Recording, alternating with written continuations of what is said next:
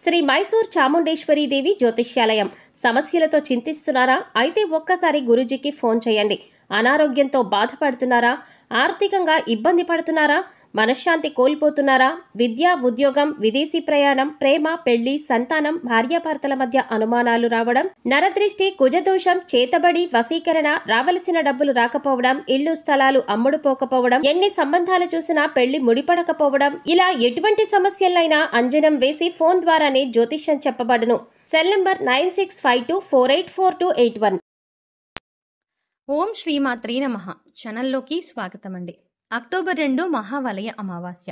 పితృపక్షాల్లో వచ్చే ఈ అమావాస్య చాలా విశేషమని పండితులు చెప్తున్నారు.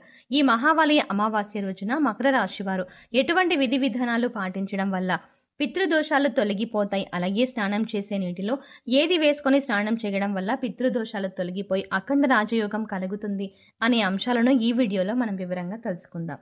కానీ అంతకంటే ముందుగా మీరు గమనించాల్సిన విషయం, ఇప్పటి వరకు మీరు ఛానల్ని సబ్స్క్రైబ్ చేసుకోకపోతే సబ్స్క్రైబ్ చేసుకుని పక్కనే వచ్చిన బెల్ ఐకాన్ నొక్కి ఆల్ సెలెక్ట్ చేసుకుంటే మేము ఇలాంటి వీడియోస్ అప్లోడ్ చేయగానే ముందుగా మీకు నోటిఫికేషన్ వస్తుంది. అలాగే వీడియోని ఎక్కడా కూడా స్కిప్ చేయకుండా చివరి వరకు చూస్తే మేమేం చెప్తున్నాం మీకు పూర్తిగా అర్థమవుతుంది.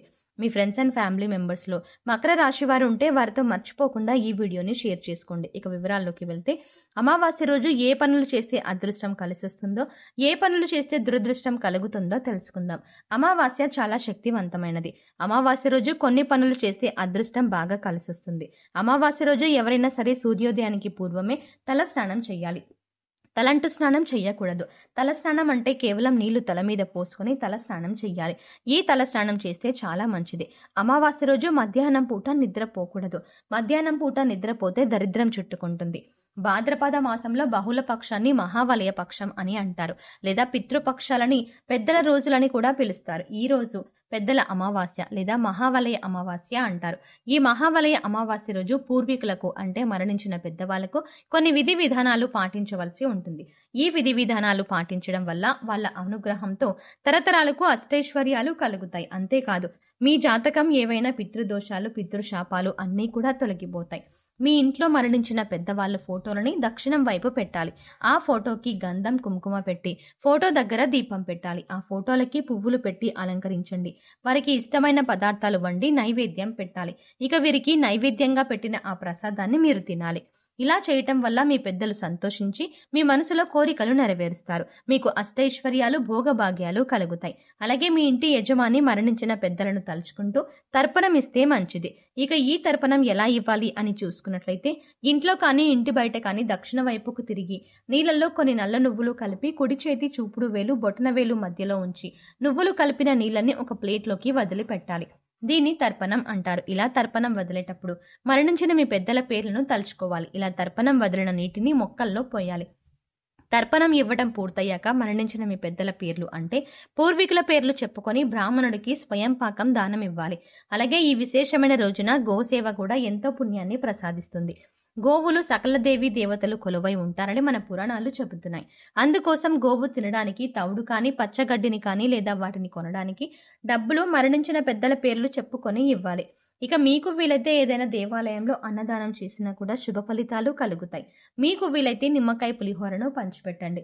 అలాగే రావి చెట్టు దగ్గర దీపారాధన చెయ్యండి. ఈ దీపారాధన కోసం ముందుగా ఒక మట్టి ప్రమిద తీసుకొని అందులో ఆవ నూనె పోసి 2 వత్తులను కలిపి ఒక వత్తిగా చెయ్యండి. ఇప్పుడు ఇది ఒక వత్తి అవుతుంది. ఇలా 12 వత్తులు చేసుకోండి. ఇక మట్టి ప్రమిదల్లో ఈ 12 వత్తులు పెట్టి ఆవ నూనె పోసి దీపారాధన చెయ్యండి. తర్వాత 12 ప్రదక్షిణలు రావి చెట్టుకు చేయటం వల్ల మరణించిన మీ పెద్దలు సంతోషిస్తారు. ఇక ఈ విశేషమైన రోజున పాటించవలసిన మరొక ముఖ్యమైన పరిహారం చూసుకున్నట్లయితే నవధాన్యాల పరిహారం. ఈ నవధాన్యాల పరిహారం చేయడం వల్ల పితృదోషాలు తొలగిపోయి లక్ష్మీ కటాక్షం కలుగుతుంది. ఇక ఈ నవధాన్యాల పరిహారం ఎలా చేయాలో చూద్దాం. ముందుగా నవధాన్యాలను నానబెట్టి మొలకలు వచ్చిన తర్వాత ఆవుకు తినిపించాలి. అంటే అమావాస్య రోజున నవధాన్యాలను ఎక్కడైనా శుభ్రమైన ప్రదేశంలో చల్లి అవి మొలకలు వచ్చిన తర్వాత ఆవుకి తినిపించాలి. అలాగే మరొక చిన్న పరిహారం చూసుకున్నట్లయితే, ఈ విశేషమైన రోజున బార్లీ గింజలను తీసుకొని వాటిని పాలతో తర్వాత నీళ్లతో కడిగి పారే నీళ్లలో వదిలిపెట్టాలి. వీటిల్లో మీకు వీలైన పరిహారం ఏదో ఒకటి చేసినా సరే మీకు పెద్దల అనుగ్రహం కలిగి పితృదోషాలన్నీ తొలగిపోయి లక్ష్మీ కటాక్షం కలుగుతుంది. అలాగే ఈ అమావాస్య రోజునే బతుకమ్మ ఉత్సవాలు కూడా మొదలవుతాయి. రకరకాల పుష్పాలు తెచ్చి బతుకమ్మను తయారు చేసి దాని మీద ఒక తమలపాకు ఉంచి పసుపు ముద్దతో గౌరీదేవిని చేసి గౌరీ స్వరూపంగా భావించి అక్షింతలతో పూజ చేసి బతుకమ్మ చుట్టూ ప్రదక్షిణలు చేస్తారు. ఇలా చేయటం వల్ల గౌరీదేవి యొక్క అనుగ్రహం కూడా మీకు కలుగుతుంది. అమావాస్య రోజు ఎడమ కాలికి నల్లదారం కట్టుకుంటే ఎదుటి వాళ్ళ ఏడుపులేవి మీ మీద పనిచేయవు, దిష్టి ఉండదు, నరపీడ ఉండదు, శత్రుబాధలు తొలగిపోతాయి. ఎడమ కాలికి నల్లదారం అమావాస్య రోజు కట్టుకోవాలి. అలా కట్టుకున్నట్లయితే మీకున్నటువంటి దిష్టి దోషం మొత్తం తొలగింపజేసుకోవచ్చు. అలాగే అమావాస్య రోజు రాత్రిపూట భోజనం చేయకూడదు, ఉపవాసం ఉండాలి. కేవలం పళ్ళు పాలు మాత్రమే ఆహారంగా స్వీకరిస్తే చాలా మంచిది. అలాగే అమావాస్య అంటే సూర్యుడికి చాలా ఇష్టమైన రోజు. అందుకే ఎవరైనా సరే అమావాస్య సందర్భంగా సూర్యుడికి ఆర్జ్యం ఇస్తే, అంటే సూర్యుడికి నీటిని సమర్పిస్తే జాతక దోషాలు తొలగిపోతాయి. అంటే రాగి చెంబులో నీళ్లు తీసుకొని ఆ నీళ్ళల్లో ఎర్ర పుష్పం, చిటికెడు కుంకుమ పువ్వు, కొద్దిగా గంధం కలిపి తూర్పు వైపు తిరిగి ఓం సవిత్రే నమః అని 12 సార్లు జపించి సూర్య భగవానుడికి ఆర్జ్యం ఇచ్చినట్లయితే విశేషమైన ఫలితాలు కలుగుతాయి. అమావాస్య సూర్యనారాయణమూర్తి పుట్టినరోజు కాబట్టి సూర్యుడి అనుగ్రహం వల్ల సకల శుభాలు కలుగుతాయి. అలాగే అమావాస్య రోజున బకెట్ నీళ్ళలో ఏది వేసుకొని స్నానం చేయడం వల్ల మీలో ఉన్న నెగిటివ్ ఎనర్జీ తొలగిపోతుంది. అలాగే ఈ పదార్థాలలో బకెట్ నీళ్ళను ఎందుకు కలుపుకోవాలి అనే అంశాలను ఇప్పుడు తెలుసుకుందాం. ఇక ఇంతటి విశిష్టమైన మహావలయ అమావాస్య రోజు ఈ రాశి వారు ఉదయాన్నే నిద్రలేచి చక్కగా స్నానం చేయండి. అలాగే స్నానం చేసే నీటిలో కొద్దిగా రాళ్ల ఉప్పు అలాగే కొద్దిగా పసుపు వేసుకొని స్నానం చేయండి. ఈ పదార్థాలు అన్నీ కూడా మీలో పాజిటివ్ ఎనర్జీని పెంచుతాయి, మీ చుట్టూ ఉన్న నెగిటివ్ ఎనర్జీని తీసేస్తాయి. ఈ పదార్థాల నీళ్ళలో కలిపి స్నానం చేయడం వల్ల పితృదోషాలు, శాపాలు అన్నీ తొలగిపోతాయి. మీరు స్నానం చేసే నీటిలో చిటికెడు పసుపు వేసుకొని స్నానం చేయడం వల్ల స్వచ్ఛత లభిస్తుంది, ఒంట్లో ఉండే నెగిటివ్ ఎనర్జీ అంతా తొలగిపోతుంది. ఇక రెండో పదార్థం మనం నీళ్ళలో కలిపింది రాళ్ల ఉప్పు. రాళ్ల ఉప్పు అంటే లక్ష్మీదేవికి ఎంతో ఇష్టం. ఇలా రాళ్ల ఉప్పు వేసుకుని స్నానం చేయడం వల్ల లక్ష్మీ కటాక్షం కలుగుతుంది. అంతేకాదండి, ఈ రాళ్ల ఉప్పు నీళ్ళలో కలపడం వల్ల మనలో ఉన్నటువంటి నకారాత్మక శక్తి అనేది తొలగిపోతుంది, అంటే నెగిటివ్ ఎనర్జీ. వాస్తవానికి చెప్పాలంటే మనకు తెలియకుండా మన మీద ఒక రకమైనటువంటి నకారాత్మక శక్తి పని చేస్తూ ఉంటుంది. ఇక ఇలాంటి నకారాత్మక శక్తి ఉన్నప్పుడు మనం చేసే పనుల్లో ఆటంకాలు రావడం, అలాగే ఆర్థికంగా కుంగిపోవడం ఇలాంటివన్నీ చూస్తూ ఉంటాం. ఇక ఈ నకారాత్మక శక్తి నుంచి బయటపడడానికి చిన్న చిన్న పరిహారాలు చేసుకుంటే సరిపోతుంది. దాన్ని తొలగించుకోవడానికి రాళ్ల ఉప్పు మనకు ఎంతగానో సహాయపడుతుంది. సో చూసారు కదండి, అక్టోబర్ 2వ తారీఖు మహావలయ అమావాస్య రోజున ఈ రాశి వారు ఏ చిన్న పరిహారం చేయటం వల్ల మీ పూర్వీకుల అనుగ్రహంతో మీ జీవితంలో ఉండే కష్టాలు, నష్టాలు అన్నీ తొలగిపోతాయి అనే అంశాలతో పాటుగా అమావాస్య రోజు స్నానం చేసే బకెట్ నీటిలో ఏది కలుపుకొని స్నానం చేయడం వల్ల పితృదోషాలు, పితృశాపాలు తొలగిపోయి ఆర్థికంగా అభివృద్ధి చెందుతారు. అలాగే గౌరీదేవి అనుగ్రహం కోసం ఎటువంటి విధి విధానాలు పాటించాలి అనే అంశాలను ఈ వీడియోలో మనం వివరంగా తెలుసుకున్నాం కదా.